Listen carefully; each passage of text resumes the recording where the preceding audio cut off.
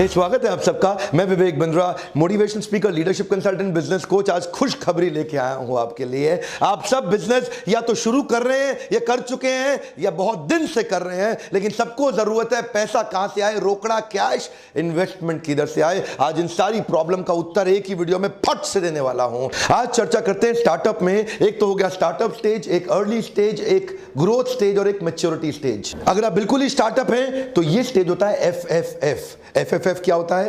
Friends, family. शुरुआत में जब आपके पास कुछ भी नहीं है तो आप पैसा ऐसे ही लेते हैं, या तो पिताजी से लेते हैं, या दोस्त से लेते हैं, रिश्तेदार से लेते हैं। और तीसरा एफ क्या है? फूल्स। कई बार हम देखते हैं लोग किसी को जाकर बेवकूफ़ बना के आ गए, भाई बहुत बड़ा आइडिया, लगा दे पैसा।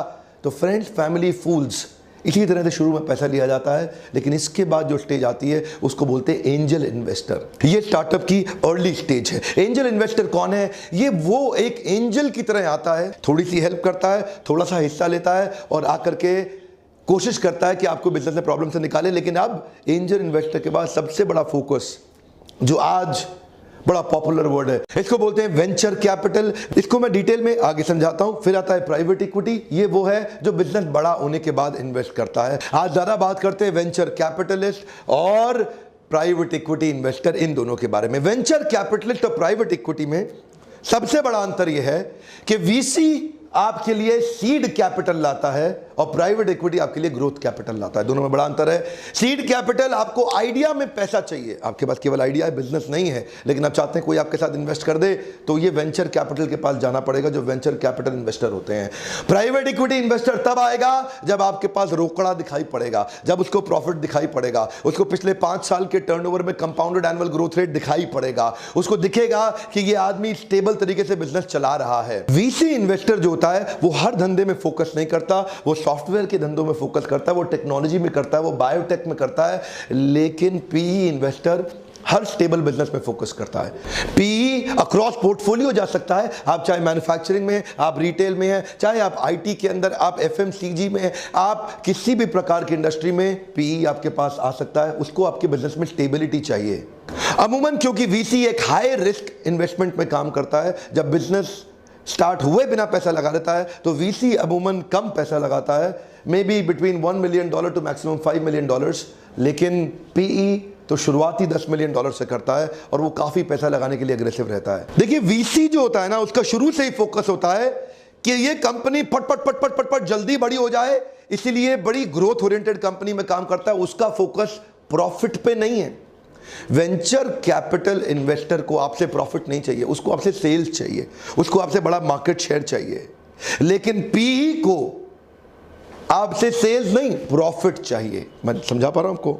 यानी कि वीसी सेल्स पे फोकस करेगा, पीई प्रॉफिट पे फोकस करेगा। इसका मतलब है वीसी टॉप लाइन पे फोकस करेगा। आपकी जो पीएनएल अकाउंट बनता है ना, पीएनएल स्टेटमेंट, वो टॉप लाइन पे फोकस करता है, ये बॉटम लाइन पे फोकस करता है। ये कहता है कि भैया फाइनल प्रॉफिट दिखाओ, सेल कितनी भी हो। वीसी फोकस करेगा मार्केट शेयर बड़ा हो जाए, पीई फोकस करेगा प्रॉफिट शेयर बड़ा हो जाए। दोनों में बड़ा अंतर है। हाँ, क्योंकि पीई को अब ऐसा है, उसको जल्दी बाहर निकलने की नहीं है, लेकिन वीसी के दिमाग में बहुत जल्दी है।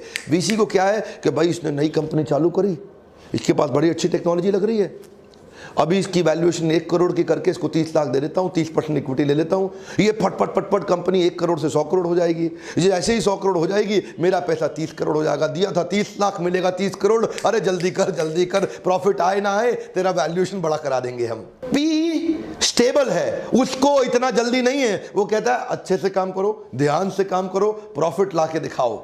एक्सपेंशन बिना प्रॉफिट के मत कर देना। पीई को चिंता है मेरा पैसा डूबना नहीं चाहिए। वीसी पहले ही तैयारी करके आता है, इसको फटाफट बड़ा करके दिखा देंगे, दोबारा वैल्यूएशन करेंगे, दूसरा इन्वेस्टर लाएंगे, अपना स्टेक उसको बेचूंगा, अपनी टोपी उतार के उसको पहनाऊंगा, मैं बाहर हो जाऊंगा। वीसी शुरू से ही ये सोच के आता है आपकी कंपनी में, वो हाई रिस्क पे काम करता है, ये लो रिस्क पे काम करता है।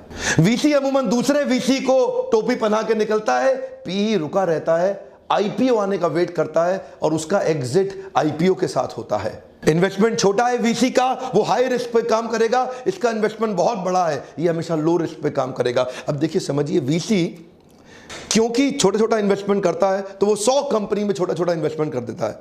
वो जानता है 100 में 90 फेल होंगी ही, लेकिन उसको पता है ये जो 10 बड़ी होने वाली है ना, ये 10 उसको इतना बड़ा कर देंगी कि पिछले 90 का पैसा बाहर आएगा और आने वाले 200 का भी पैसा पहले ही कमा के दे देगा। ये वीसी शुरू से ही उस कंपनी पे फोकस करता है जो तेजी से बड़ी होती है, जिसकी अगली वैल्यूएशन भी बहुत बड़ी हो जाएगी। पी का चक्कर नहीं है, पी कहता है भैया रिस्क नहीं चाहिए, मुझको स्टेबिलिटी चाहिए। वैसे तो दोनों का ही फोकस सेम होता है कि अपने अपने इन्वेस्टमेंट की वैल्यू को एनहांस कर सके, अपने स्टेक की वैल्यू को एनहांस कर सके।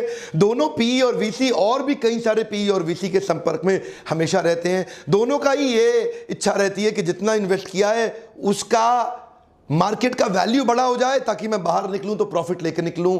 दोनों का काम एक जैसा है, पर दोनों की बस टाइमिंग में फर्क है। ये शुरू में मिलता है, ये लेटर अच्छी स्टेज पर जाके मिलता है। ये और डेट फाइनेंसिंग और प्राइवेट इक्विटी ये सिमिलर स्टेज पे आते हैं जब बिजनेस का मॉडल, बिजनेस का मेथड, कंपनी की सेल्स, कंपनी की प्रॉफिटेबिलिटी, उसका ऑपरेशन स्टेबल होता है।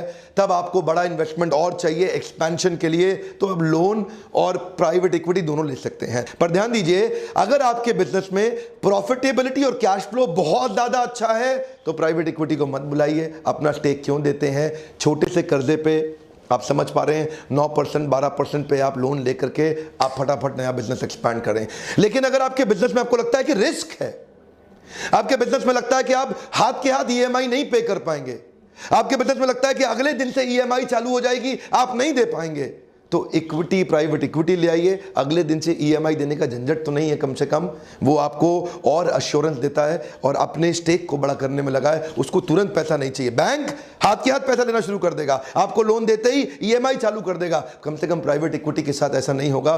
तो मैंने आपको तरीके बताए बिजनेस में पैसा आता कैसे है, यही मेरा फोकस रहता है। आज पैसा इकट्ठा करना बहुत मुश्किल काम है। नेगेटिव कैश फ्लो और नेगेटिव प्रॉफिटेबिलिटी के कारण सारे स्टार्टअप बंद हुए जा रहे हैं। मैं इस तरह के कई वीडियोस बना रहा हूं और लीडरशिप फनल में इसके ऊपर डिटेल में डिस्कशन आजकल कर रहा हूं। इस पे एक चैप्टर हमने ऐड किया हुआ है अपनी लीडरशिप फनल में कि आपको फंड किस समय, कहां पे, कैसे चाहिए। और अगर आपको फंड चाहिए, आपको उसकी डिटेल हेल्प चाहिए, इसी नंबर पे फोन करिए और यहां पे आप हमारी कॉर्पोरेट टीम से बात करिए। वो आपके लिए आकर के आपको राइट एजेंसी से मिलवा देंगे और राइट एजेंसीज आपको फंड करने में हेल्प करेंगी। लीडरशिप फनल में आइए, वहां पे हमारे साथ एजेंसीज पार्टनर रहती हैं जो आपको फंडिंग में, आपके बिजनेस मॉडल को, आपके स्टार्टअप आइडिया को समझ के आपको पैसा देने के लिए तैयार रहती हैं। ये लीडरशिप फनल मील का पत्थर साबित हो रहा है। केवल ट्रेनिंग नहीं कर रहे हैं, 6 महीने 25 फ्रेमवर्क देते हैं आपको। कम ऑन, कितने?